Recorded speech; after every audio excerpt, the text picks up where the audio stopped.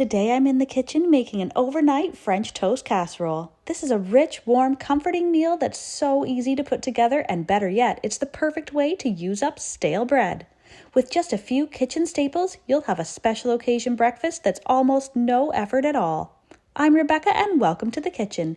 This is how I make French toast casserole.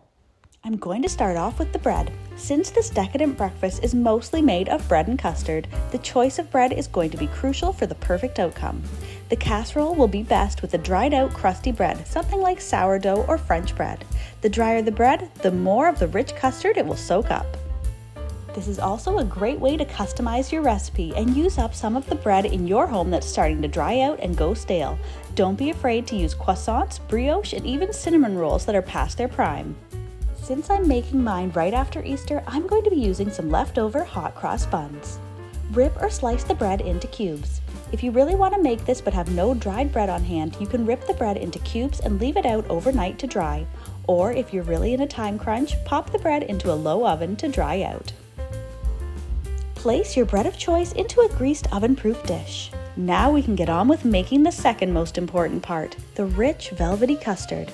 Making a custard might sound complicated, but it's really just a mixture of eggs, cream, vanilla, and sugar. In a large pourable container, I'm using a very large glass measuring cup.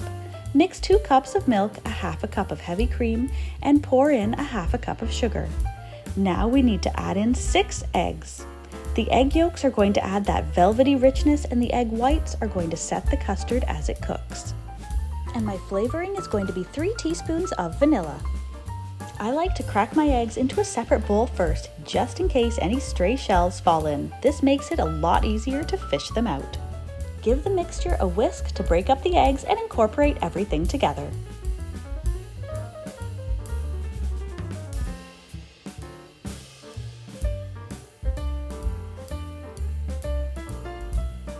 Gently pour the mixture over top the dried bread cubes. The bread is going to act like a sponge and soak up all the custard mixture, but it needs time. So I'm going to cover the casserole and leave it in the fridge to do its magic overnight, or at least 6 hours.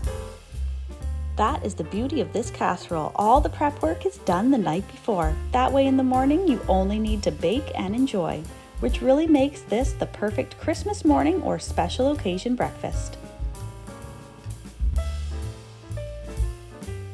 The next morning, I'm just going to give the casserole a quick stir to make sure any of the drier bits of bread on top get dunked under the liquid. To give this soft, creamy mixture a little bit of added crunch, I'm going to make a dusting of cinnamon sugar to sprinkle over top. In a small bowl, I'm going to mix about 2 tablespoons of sugar with 1 teaspoon of cinnamon. Gently dust this evenly over top the bread. This is going to melt into the casserole while it's baking in the oven and just give it the most delicate crunch on top.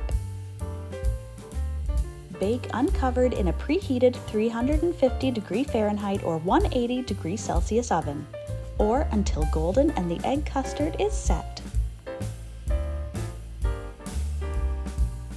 Remove and let stand 10 minutes. Scoop out a generous helping and drizzle with maple syrup. Enjoy!